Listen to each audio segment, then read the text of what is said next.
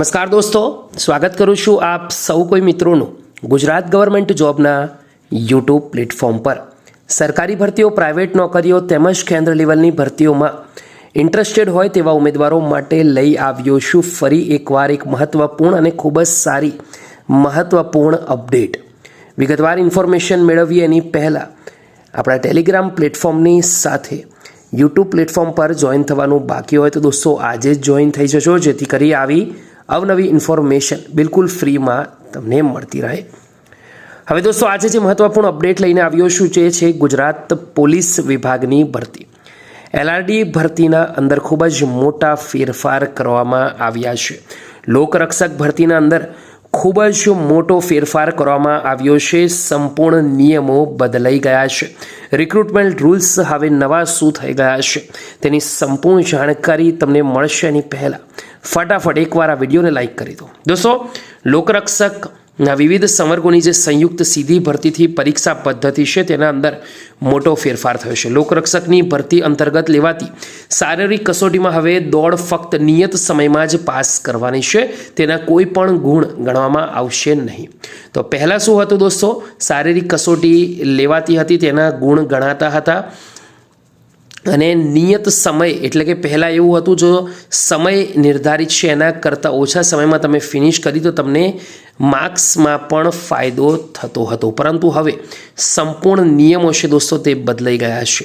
હવે ફાઇનલી એવું થવાનું છે કે શારીરિક કસોટીમાં દોડ ફક્ત નિયત સમયમાં જ પાસ કરવાની રહેશે અને કોઈ પણ ગુણ ગણવામાં આવશે નહીં। હવે દોસ્તો બીજું, શારીરિક કસોટીમાં જે પણ ઉમેદવારો ઉત્તીર્ણ થયા છે તમામ ઉમેદવારો ઓબ્જેક્ટિવ MCQ ટેસ્ટ છે તેની અંદર ભાગ લઈ શકશે। દોસ્તો ફરીવાર કહું છું, શારીરિક કસોટી પાસ કરશો તેના પછી ઓબ્જેક્ટિવ MCQ ટેસ્ટ છે તેમાં ભાગ તમે લઈ શકશો। આગળ વાત કરીએ તો 100 ગુણની MCQ ટેસ્ટને બદલે હવે 200 ગુણની MCQ ટેસ્ટ આપવાની છે। પાસ થવા માટે ઓછામાં ઓછા 40% ગુણ ફરજિયાત છે। રાષ્ટ્રીય રક્ષા શક્તિ યુનિવર્સિટી અથવા નેશનલ ફોરેન્સિક સાયન્સ યુનિવર્સિટીમાંથી તમે જો પાસ આઉટ કર્યું હશે તો વધારાના ગુણ તમને મળવા પાત્ર રહેશે, જેની દરેક લાગતા ઉમેદવારોએ ખાસ નોંધ લેવાની છે। હવે 100 ગુણની જગ્યાએ 200 ગુણનું પેપર છે, 3 કલાકમાં પાસ કરવાનું છે। ભાગ એ અને ભાગ બી એમ બે ભાગમાં રહેશે। દરેક ભાગમાં પાસ થવા માટે ઓછામાં ઓછા 40% ગુણ ફરજિયાત છે, ખાસ ધ્યાન રાખો દોસ્તો। હવે વાત કરીએ આગળ